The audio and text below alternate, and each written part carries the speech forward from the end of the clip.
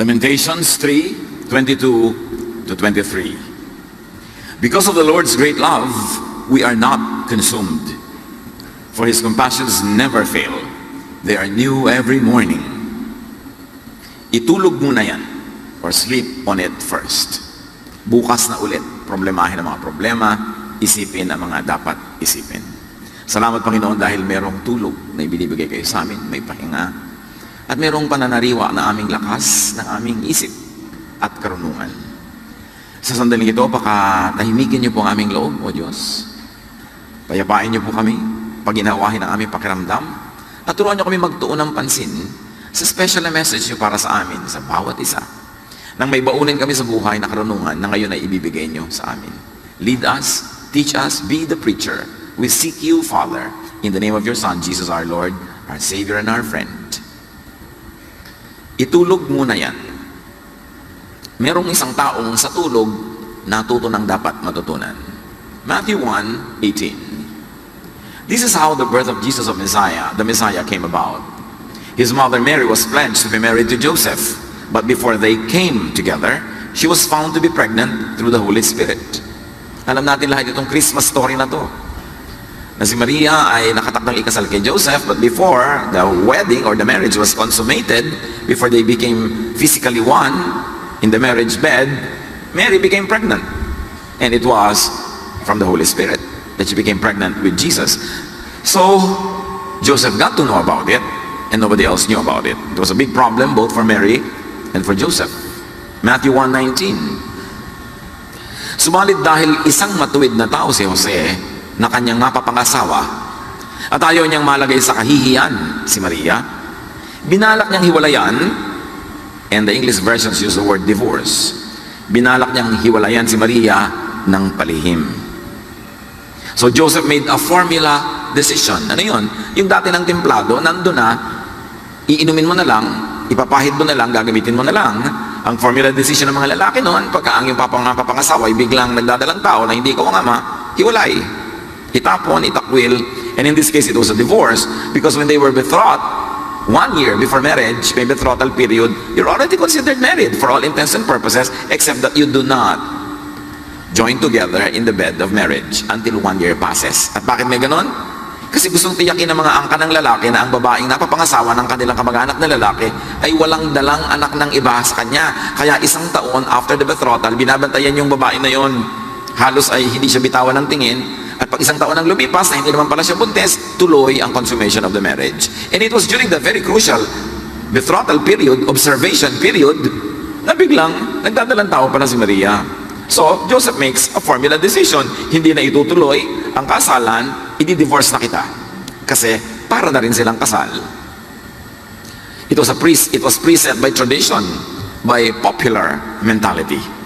And many people think in a way that is set by tradition, by popular mentality. Hindi na sila nag-iisip. Automatic na, formula na ang iisipin nila. Ibinigay na ng kaugalian, ng tradisyon, ng president, ibinigay na ng mga nakarang naging pasya ng mga naunang taong kinailangan gumawa ng ganong pasya. So, formula yun. At ang formula, divorce. Walang kasalan na matutuloy. Matthew 1:20.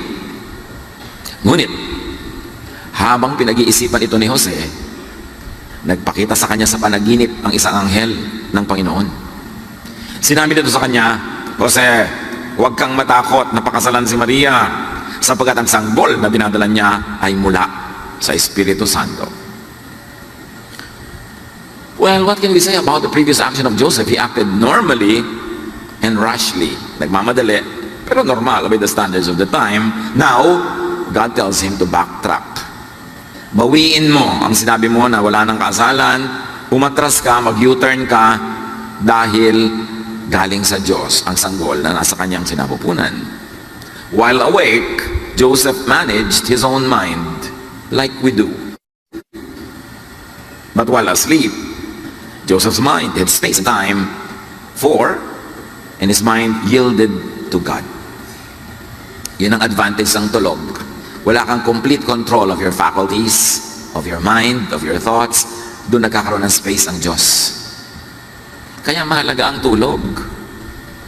Pag sobra kang laging kulang maging sa tulog, wala na rin space ang Diyos na pumasok sa isip mo. Kung habang gising ka, ay wala naman siya at yung utak mo lang ang umaandar, formula decisions, formula thoughts, usual values ang umaandar, walang space ang divine intervention. But while asleep, rested, peaceful, not in control of his mind, Joseph receives instruction and guidance from the Lord through an angel. May mga magagandang nagaganap pag ang tao ay bumibitaw sa pagkontrol sa sarili niya ang utak. Although pwedeng si Satanas naman ang makialam, kaya double-edged yan. Kaya mahalagang suriin anong nangyari sa panaginip nitong si Jose. Kaya kung meron tayong mahalagang isipin, itulog muna yan. Huwag agad-agad formula decision. Huwag agad-agad gagawa ng hakbang na formula na, gano'n na ang ginawa ng lahat na nauna, automatic na. Kasi maraming bagay na hindi dapat automatic ang desisyon. Dapat pag-isipan mabuti at iba ang hakbang na tatahakin mo kaysa sa mga nauna na. Katulad ditong kay Joseph, masyadong unique yung case niya. Sabi ng kanyang kasintahan, pregnant ako. Diba? Eh alam naman ni Joseph na walang pinagaganap sa kanila. Sabi niya, huwag ka mag-alala, from the Holy Spirit to. Siyempre sabi ni Joseph, Holy Spiritin mong lelang mo. Kayo mga yan naniniwala. Kakaiba, unique. Kaya kailangan din ng kakaibang pag-iisip. At sa buhay natin, maraming kakaibang nangyayari. Pero kung hindi mo makilala ang kakaiba yon at karaniwan na approach at sagot at action lang ang gagawin mo, mawawala yung kanyang pagiging special. Magiging very ordinary. Matthew 1:22 to 24. Nangyari nga ang lahat ng ito upang matupad ang sinabi ng Panginoon sa pamamagitan ng propeta. Maglilihi ang isang birhen at magsisilang ng isang sanggol na lalaki. So, mapanaginipan man ni Joseph na sinabing, totoo sa Holy Spirit ang dinadala ni Mary, meron siyang pwedeng basihan na alam niya kahit gising siya. Yung sinabi ng propeta na alam naman ng lahat ng mga Israelita. So pag sa panaginip mo ay nakakita ka ng isang guidance na masyadong kakaiba, tapos wala naman siyang reference, wala naman siyang suporta sa alam mo pagising ka, sa common knowledge, eh magduda ka rin doon. Ito, kakaiba yung ibinigay sa kanyang payo, kakaiba ang desisyon gagawin niya, pero hindi naman totally different and new, kasi meron ng matandang verse na pwedeng pagbasihan na, ay oo nga pala, mangyayari ito. At hindi ko lang inaasahan na kay Maria at sa buhay ko mangyayari, pero may dati nang sinabing mangyayari ito. So pagka meron tayong napanaginipan na sobrang weird at wala namang reference sa tunay na buhay, walang reference sa biology, sa history, sa sociology, eh magduda ka rin kung reliable nga ba yung panaginip mo or not. Hindi naman lahat ng panaginip galing sa Diyos. Pero ito, may reference sa pwedeng pagbatayan na maniniwala ako sa sinabi ng panaginip ko kasi may verse naman eh. Na pagising ako, alam ko na nandun yun. Meron talagang babaeng maglilihi at magsisilang ng isang sanggol galing sa Diyos. Nang magising si Jose, sinunod niya ang utos ng anghel ng Panginoon at pinakasalan niya si Maria. This revelation and guidance is supported by a known verse, as we have said, Isaiah 7:14. Therefore the Lord himself will give you a sign. The virgin will conceive and give birth to a son. So, sabihin naman ng panaginip kay Joseph na, totoo yun, maniwala ka, galing yan sa Holy Spirit. Sabi niya, ay, nung magising siya, oo nga, may Isaiah 7:14 naman eh, na kahit gising ako, hindi ito panaginip, it's a fact. So yung desisyon, base sa panaginip, may pwedeng kapitan na karunungan na base sa pagiging gising at mulat. So, ang lesson dito mga kapatid, huwag din maniwala sa bawat panaginip na lang. Validate dreams and thoughts and ideas, advice, etc., with scripture, with established knowledge. Kasi pwede may mapanaginipan ka na guni-guni mo lang pala o di ka lang naligo. Kung marami ka lang alalahanin, sumingit sa utak mo habang ikaw ay natutulog.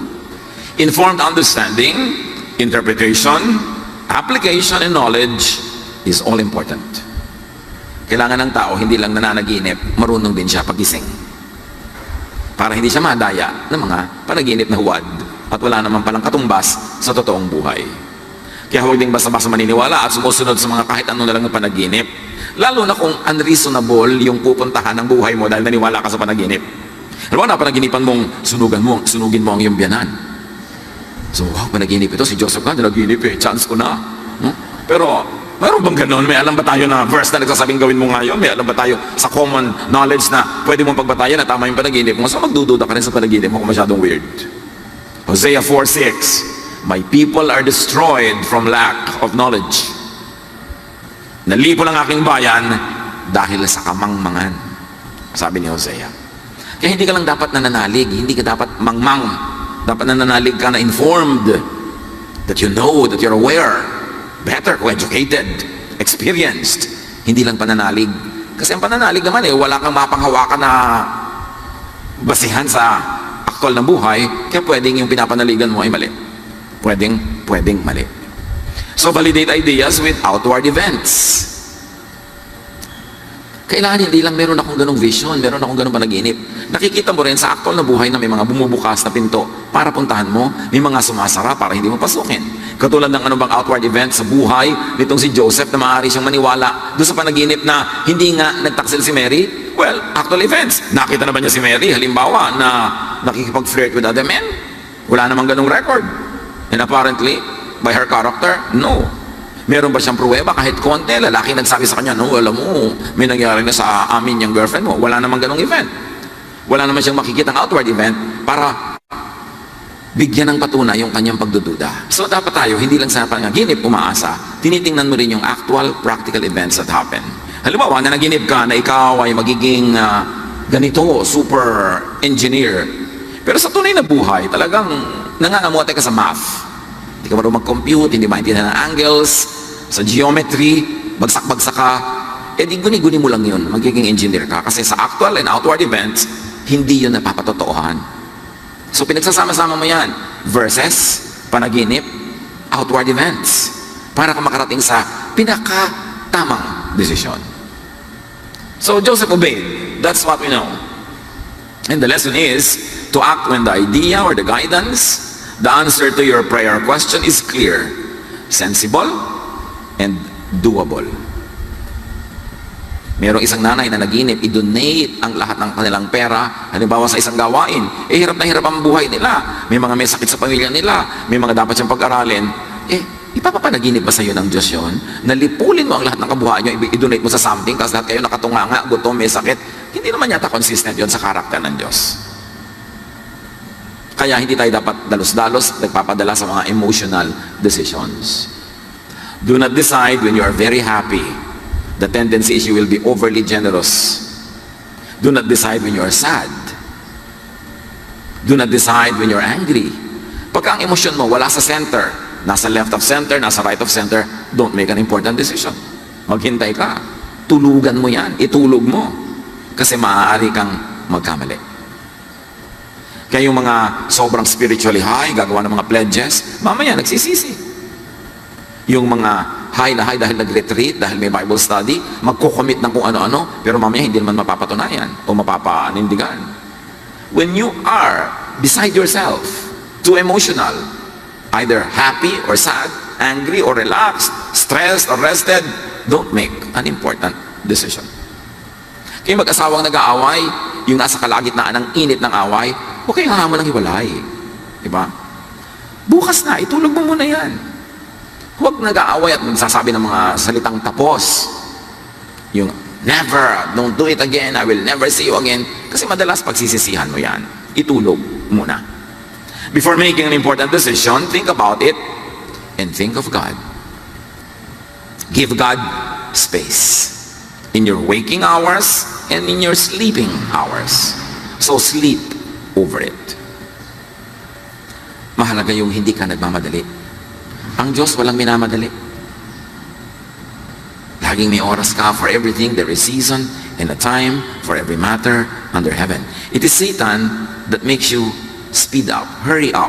Kasi sa pagmamadali, pwede ka madulas, madapa, magkamali. May chance na madaya ka pag sobra kang nagmamadali. Psalm 63:6, I think about you before I go to sleep, and my thoughts turn to you during the night. May oras pa ba tayo na isipin ng Diyos, pag-isipan ng mga katuruan ng Diyos bago tayo matulog? Para kung managinip man tayo, yun ang lumabas sa ating panaginip. At kung naalimpungatan ka at nagigising ka sa gitna ng gabi, iniisip mo ba ang Diyos o kung ano-anong iniisip mo? O pinipilit mong matulog agad? Merong mga nagsasabi na pagka meron sa kanilang gustong ipahiwatig talaga ang Diyos, ay ginigising sila at certain moments. At lalo-lalo kung laging ganong oras ka nagigising, ini-ignore mo, maaari talaga ang Espiritu ng Diyos na gumigising sa'yo, gusto kang kausapin. Kaya ang sabi nga ng isang poster, instead of counting sheep, why don't you talk with the shepherd? Pagka hindi ka makatulog. Hindi naman laging problema yung hindi makatulog eh. Kung Diyos nga ang gumigising sa'yo, di sarap, ang ganda. May sasabihin Diyos sa'yo. So just before sleeping, what do you listen to? What do you watch? What do you read? What do you discuss if there's somebody to discuss with? Dapat ang baon-baon natin sa pagtulog ay mga isiping makalangit, makadiyos, para doon magkaroon ng puwangang Diyos sa ating panaginip, sa ating pagtulog. Maaaring si Joseph, bago siya natulog noon, because, the Bible tells us that he was a godly man, humiling siya sa Diyos, Diyos ko, turuan niyo naman po ako kung anong gagawin ko talaga dito. Ang hirap-hirap ng kaso. This Mary is a very, very nice lady, and she's saying that this is from you, so if this is really from you, let me know. So, nanaginip siya. Wala sa scripture na ginawa niya yung panaginip na yun, pero hindi naman out of character para manalangin siya ng ganun. So, anong naman ang isip natin bago tayo matulog? And what do you think about while awake? Just before you go to sleep, could play in your mind while you sleep. Madalas yun, ang laman ng isip mo habang gising ka, lalabas pa rin pag tulog ka na. When you are no longer in control of your mind, the thoughts that inhabited your mind while you are awake can take over. Ganyan ang panaginip eh, parang may nasa short circuit na electrical connection. Yung bang mga panaginip mo naghahalo-halo, parang mga libro na nasa isang bookshelf, tapos lumindol, naglaglagan yung mga libro sa sahig, nakaiba-iba ng ayos, nakaiba-iba ng kadikit-dikit, pero walang saysay, walang sense, kasi nga nahalo. Ganon din yung panaginip, kaya kumisan yung nanay mo, biglang siya si Darna, tapos habang lumilipad siya, yung ulap naging dagat, tapos biglang lumalangoy na yung nanay mo sa goto. Di ba ganito ng mga panaginip? Parang dugtong-dugtong na wala, parang walang sense. Meron naman, may sense. At meron nga, naputol dahil nagising ka. At nung matulog ka, natuloy ang panaginip. Sino sa inyo ang nakaranas na natuloy ang panaginip nung matulog ulit? Taas nga kamay. Wow, mga malikhain talaga ang choir. Di ba? Talagang nakatulog na, may continuation pa. Ako man nangyayari sa akin yan, no? Pero yung pala, ang panaginip mo, eto na yung pinagkakautangan mo, maniningil, nagising ka. Di ba? Ang panaginip mo, huwag nang matuloy. Ang gusto mo, huwag nang tumuloy yung panaginip mo. Dahil kung minsan, hindi naman lagi ka nais-nais yung pupuntahan. Pero yes, mahiwaga ang panaginip. Pero I'm telling you, hindi lahat. Kaya huwag kayong masyado maging mapamahiin. Naku, panaginipan nyo na yun na ang guidance. Kasi pwedeng guni-guni. Pwedeng na short circuit lang yung brain mo. O walang dahilan, walang saysay. Nangyari lang talaga. Pero merong may kahulugan. That's why we need guidance from the Lord to know. Kaya dapat siyang iniisip mo sa magising ka, siyang iniisip mo kung patutulog ka na. And even psychologists they attest that the mind can play tricks. That is why thinking has to be disciplined. Thoughts direct actions. Actions, when repeated, create habits. And habits make your character. So your thought becomes you. Kung paano ka mag-isip, ikaw ang magiging ganong uri ng tao. So everything begins with thought. Yan ang foundation ng lahat.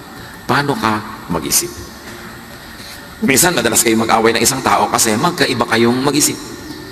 Hindi ibig sabihin tama ka at mali siya. O mali ka at tama siya, magkaiba lang kayong mag-isip.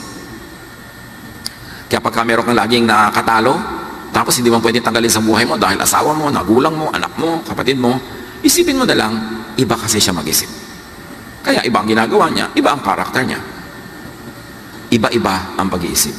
Pero kung gusto nating lumago, lumalim, lumawak, patuloy nating ibahin ang paraan nating pag-iisip. Huwag tayong makontento na mag-isip ngayon tulad ng pag-iisip natin last week, last month, last year. Kailangan may naiiba, umaasenso. Because room for improvement is the biggest room in the world. Romans 12:2. Do not conform to the pattern of this world, but be transformed by the renewing of your mind. Then you will be able to test and approve what God's will is. His good, pleasing, and perfect will. So ang lahat ay pagbabago ng isip. Kaya sinasabi mo, ayoko makinig, ang utak ko ay serrado, dekandado, walang mangyayari sa buhay mo. Kasi dapat lagi nag-grow yung utak. And only a fool does not change his mind when confronted with higher knowledge. Kailangan willing tayo to change our mind. Kaya pag kami sinasabi ka, pinipilit mo, nag-aaway kayo ng dalawang tao, biglang na-realize mong tama siya, biglang sabi mo, stop! You're right. Thank you for enlightening me. Huwag yung maninigas ka at ipagmamatigasan mo, ipilit mo yung sarili mo kahit alam mo nang mali. Nakakahanga yung tao, oy, I was wrong. Wow! Now you know you are wrong. Therefore, now you know what is right. Tumalino ka na. Congratulations.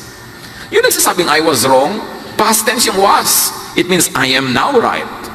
Congratulations yun. Magandang graduation yun from wrong to right. Hindi nakakahiya, hindi maling admit that you were wrong. Because it means that now you are enlightened and you know better. Now, to discern God's will, do not think like all others. Do not think as usual. Think out of the pattern. Huwag nga tayo mag-isip sa formula. Huwag natin isipin yung anong ginawa nila before, anong inisip na gano'n. Mag-isip ka ng iba, lalo't kakaiba ang sitwasyon. What you think about while awake could also emerge as random and meaningless dreams. So hindi lahat ng dreams sineseryoso at pinapatulan. Dreams could be shaped, affected by your fears or hopes or wishes that become illusions. So beware of your passions, because your passions can come out as dreams. And you might think it is from God, samantalang meron namang passions na misguided. You will notice that intensely religious people dream a lot. Not necessarily because God speaks to them. They are just intensely involved in their thoughts. Yung mga sobrang deboto, sobrang religyoso, sobrang saradong-sarado ang iniisip, focus na focus, tuon na tuon, madalas yan managinip. Hindi nyo kailangan laging paniwalaan ang panaginip ng mga religyoso.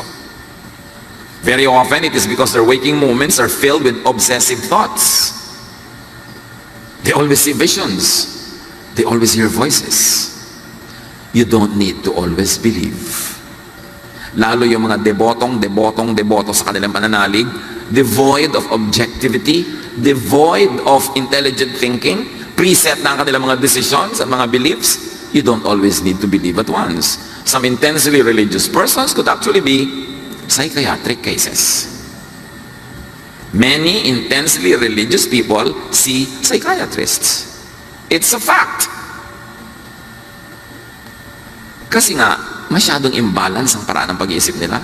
Sold na sold sila. Kaya kung may mga reliyosong tao na walang iniisip kundi end of the world, nakikita niya nga sa mami na kinakain niya ang mga ulap na nakakawi at dumadaan sa Jesus. Mami yan ah! Ano naging ulap? Kasi lagi yan na naman ang utak mo. Yung mga sobrang lagi nag-iisip tungkol kay Satanas, pati ang mga nakabudbud na mga latik sa ibabaw ng bibingka, mukha ni Satanas ang nakikita nila. Pag may mga taong laging nakikita ang Diyos, laging nakikita si Satanas, laging nakikita ang impyerno o langit, medyo magduda kayo. So mga sister, nainom mo ba ang gamot mo kanina? May imbalance ka na naman ha, nakakakita ka na naman ng diablo sa kisame. Kaya lagi ang bunga na sa kanila, fear. Kung galing ba yan sa Diyos, fear? Masada sabi lagi ni Jesus, fear not. Diba? So yung takot, nananakot din. Napakaraming ganon. Kaya anong sabi ni Nora Honor? 1, 2, 3. Kita nyo, alam nyo yan. Walang himala! Kasi nakita niya ang katotohanan na yung mga ignorante sa probinsya nila, lungkot na lungkot siya sa pelikula. Lugi kayo kung hindi nyo napanood ha. Dahil marami siyang guilt, may mga nangyari sa buhay niyang lihim. Sabi bigla ng kanyang cheerleader, iniluluha niya ang kasalanan ng daigdig. Luhura ng mga tao. Alam niyo, napakaling linlangin ng mga mananampalataya. Kaya dapat nag-iisip ka, hindi ka lang bilib ng bilib. Katulad ni Joseph, hindi lang naniwala sa panaginip. May verse naman sinabing mangyayari ngayon, may pwedeng hawakan yung kanyang paniniwala. So beware of religious obsession. Lalo kung ang laging napapanaginipan ni sister, ibibigay mo sa kanya ang yung 30th month pay. Kasi mo, sister, you are a false prophet.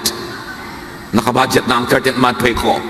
At saka kung ibibigay ko yan, dahil sabi ng Diyos, dapat sa akin sinabi, hindi sa'yo.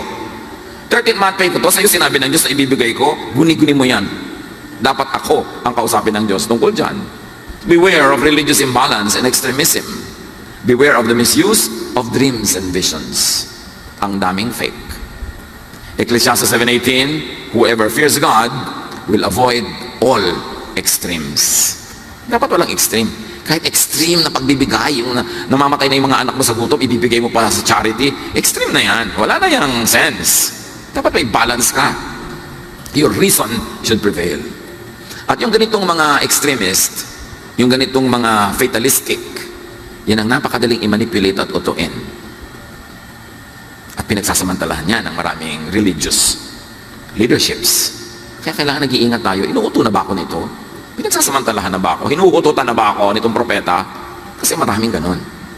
lalo kung mahilig kang managinip. Now, how to make a very important decision? Unless with life or death urgency, sleep on it first. Mag-i-invest ka, lifelong savings, sleep on it first. Huwag kang magpadala sa masasa ng mga tatamis sa pananalita ng pinsan mo o hipag mo o kapitbahay mo, tapos mag-i-invest ka na. Sleep on it first. Huwag kayong magpadala sa mga nangbubudol-budol. Di ba? Marami nagkiklaim, nabudol-budol ako. Bakit ko nga ba na nag-withdraw ako sa bangko, binigay ko yung pera ko? Sabi nila, pag kami nakikipag-usap sa'yo, lalo hindi mo kilala, yung stranger, laging ang sagot mo, no. Para hindi ka mabudol-budol. Kasi pag nag-yes ka, sasakay na yung thought mo sa thought niya, maaakay na niya. Halimbawa, babae ka ba? Oo. Nakikita-kita mo, babae ka. Di ba? Hindi mo ka. Nagugutom ka ba? Oo. Ang apo mo nasa abroad? Oo. Diba? Meron ka bang savings? Oo. Yun daw ang simula ng budol-budol, yung payag ka ng payag, yes ka ng yes. Kasi nadadala yung brain mo. So, mo, babae ka ba? Hindi. Diba? Gabi ako. Diba? Yung, nagugutom ka ba? Hindi. Gusto mo bang mag-usap tayo? Hindi. Hindi ka mabudol-budol pag tanggi ka ng tanggi. Sa outsider, yung hindi mo kilala. Baka naman sabi ng nanay mo, anak, magsaing ka na. Hindi. Nanay, binubudol-budol niyo ako. Kailangan, pinipili mo rin yung hihindihan. Importante yun, yung hindi ka yes ng yes. What's important when you have to make a decision? Let some time pass. Yun lang thoughts mo pag 2 a.m., iba na pag 6 a.m. na eh. Yung nga matatakotin eh, pag nagising ng 2 a.m. natatakot, pero pag 6 a.m. na may liwanag na sa labas, hindi na natatakot. Naiiba yung isip. Iba-ibang oras. So huwag ka magdedesisyon pag gutom, pag sobrang saya, nalulungkot, let time pass. And listen for God's voice. Though there are many voices. Dapat nadidinig mo, sabi ni Jesus, my sheep hear my voice. Kahit maraming voices of other shepherds, my sheep hear my voice. So be sensitive and discerning. God says, take your time. Satan says, hurry. Kasi sa pagmamadali, pwede kang magkamali. Open up to divine guidance that could come when you are not trying to control everything. When you are not playing God. And that happens when you are not in control of your faculties, when you are asleep. Rest and sleep. Eat and drink when stressed and troubled. Pag stressed ka, iba ang body chemistry. Ibang klaseng decisions ang gagawin ng iyong brain. Pag hungry, pag puyat, pag uhaw. So rest, drink, sleep. Tulad ng ipinagawa niyang anghel kay Elijah. Elijah was so stressed, so tired, so hungry, so thirsty, he wanted to die. Tapos nung nabusog na uli, nakatulog na, nakainom na, gusto na uling mabuhay, gutom lang yan. Kapag may nagsasabi sa'yo, sister, parang gusto ko magpakamatay, gutom yan.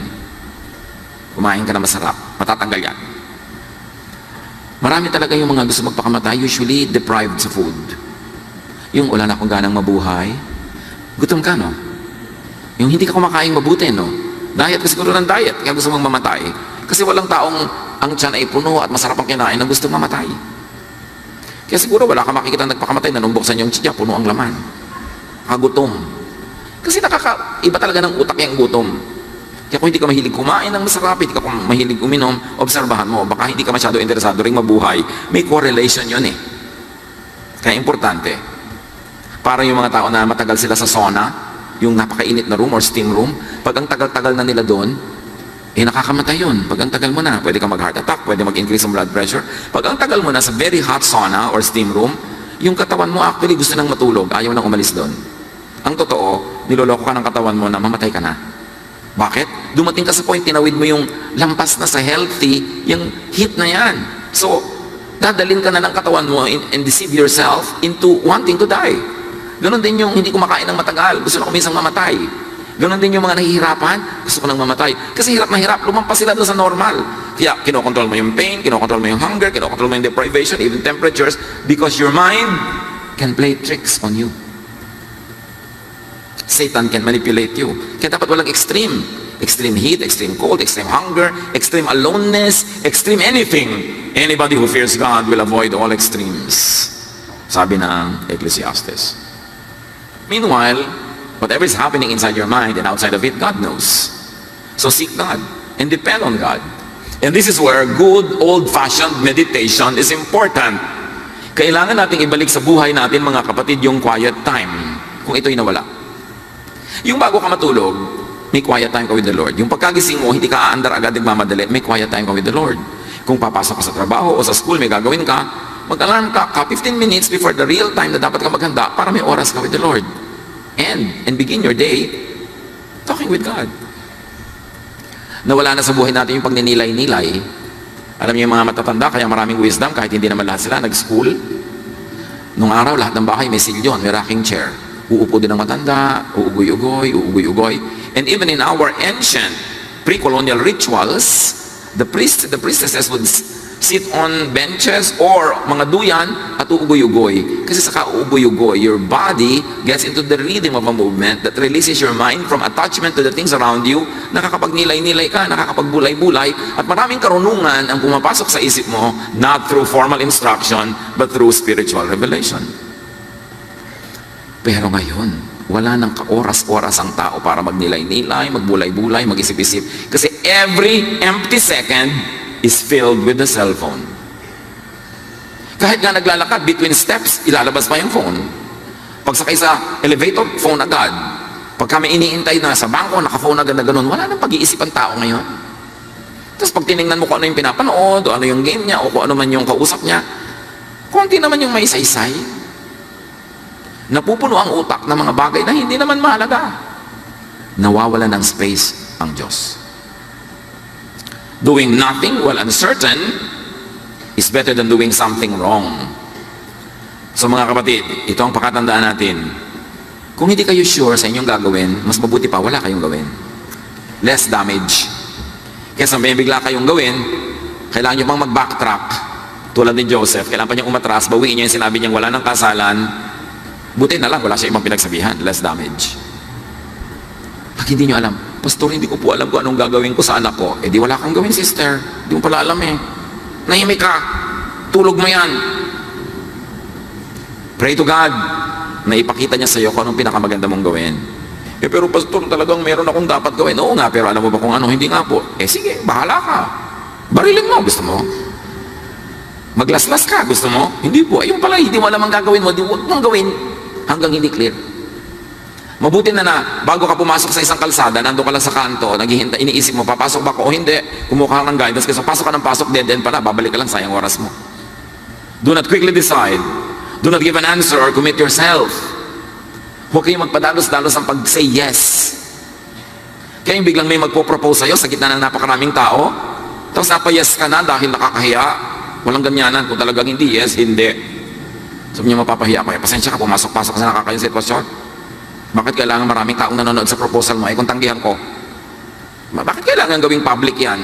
At ngayon, bisyo na ng napakarami, ginagawa nilang napaka-public ng proposal. Eh kung tanggihan ka. O baka naman yung babaeng may ideya, proposal mo kapag nakaharap sila ha. Say, I will see, if you are not sure. O tingnan ko, tingnan natin. Huwag kayong oo. Ate, pwede mong ipautang sa akin yung darating na sweldo ng asawa mong marino. Sabi mo, I will see. I will see kung saan bangko ko i-deposit. Hindi para sa'yo. Huwag kayong oo ng oo. Ang i-perfect nyo yung I will see. Para hindi kayo mapasubo. Hindi kayo sure? Tingnan natin. Yung mga ibang Kristiyano nga, ang sagot nila dyan, ipagpe-pray ko pa. Hindi yan eh, alam ko na. Yung mga ipagpe-pray na eh. Pagpe-pray ko muna. Pwede mo rin naman sabihin nyo kung totoong ipagpe-pray mo. Pero huwag kayong ipasubo ang sarili. Pag hindi kayo sure. Mahirap kung mawala.